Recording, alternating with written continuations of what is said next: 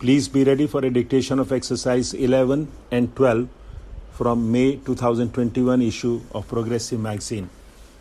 5 seconds. Start.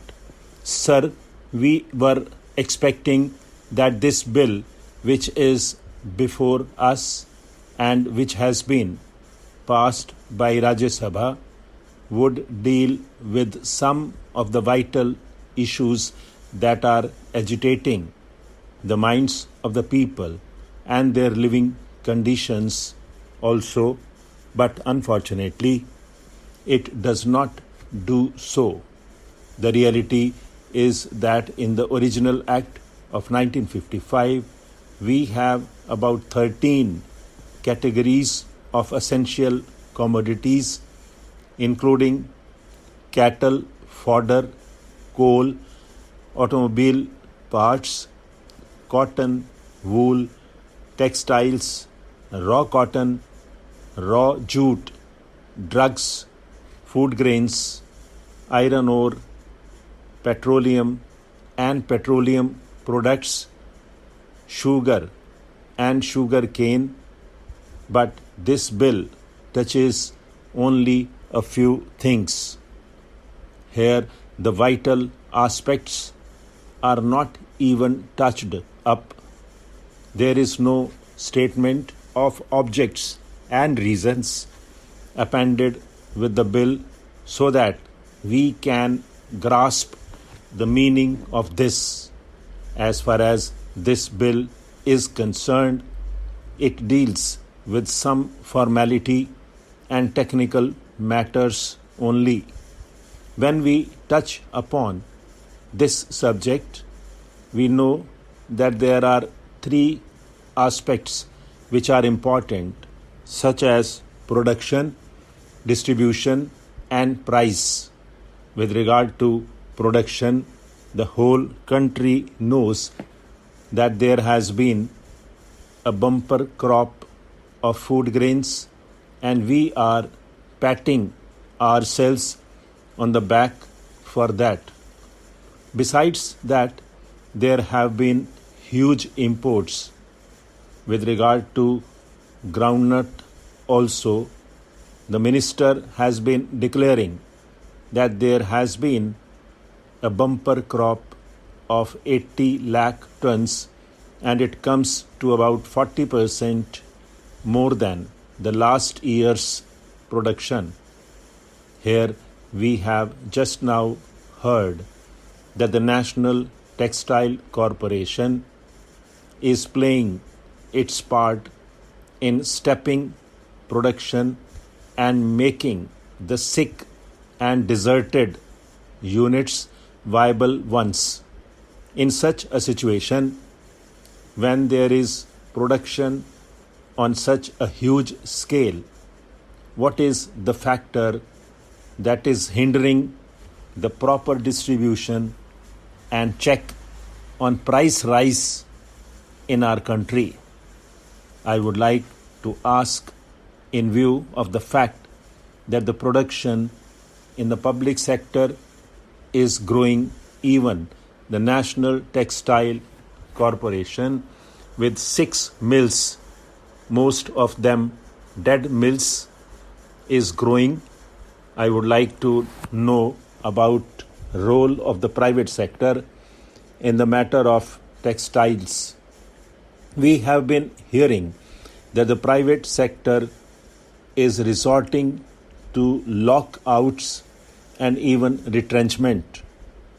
Is the government of India aware of the fact that the monopolies in our country are resorting to a policy of increasing profits by raising prices after reducing production?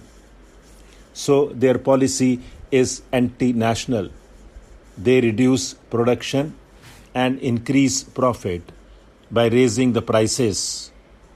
In regard to production, we fear that we may again be in a mess.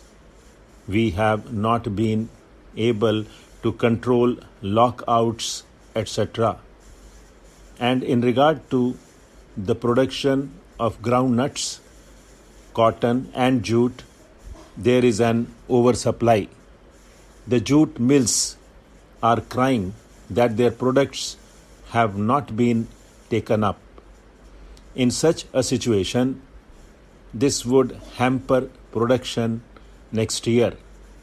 When the real producers are not getting impetus, whether they produce food grains, edible oils, jute, sugarcane, cotton, or oil seeds, the danger is that they will not get adequate encouragement and the production may not go on steadily increasing as it did this year.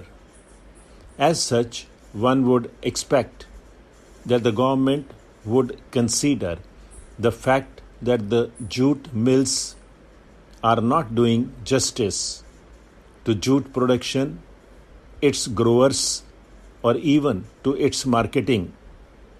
They are depending entirely upon the government. They are not reducing the price of jute goods. When the price of jute has gone down, naturally we expect that the prices of jute goods will be less, but they are not cheaper. There is a crisis in the jute market, but the prices of finished goods are where they were. They are also slightly costlier in some respects. In such a situation, the production policy of the private sector is not helping the cause of the industry itself, much less to talk of that of the producers or consumers. And the same thing applies to sugar mills and to cotton mills in private hands. One would feel that the time has come when the government should take up courage to nationalize at least jute, cotton, and sugar mills in order to be in a stronger position and to have a strong hand over production and to have a steady increase in production in order to have proper distribution and reasonable prices. Then comes the question of distribution. With regard to this, our government feels very helpless. The minister has indicated that the traders were reconciled to the emergency and were waiting on their wings to exploit the situation when the opportunity arose. The opportunity was the delay in onset of the monsoon by 3 weeks, which led them to hoarding and black marketing. He is saying in a helpless manner that some delay in the onset of the monsoon allowed them to resort to hoarding and black marketing.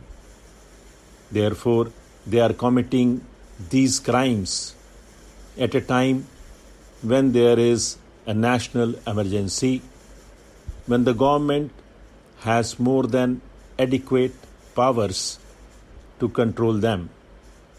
There should be a panel to deal with compilation of production data and identifying trends of significance and advising the government in time of need. Stop.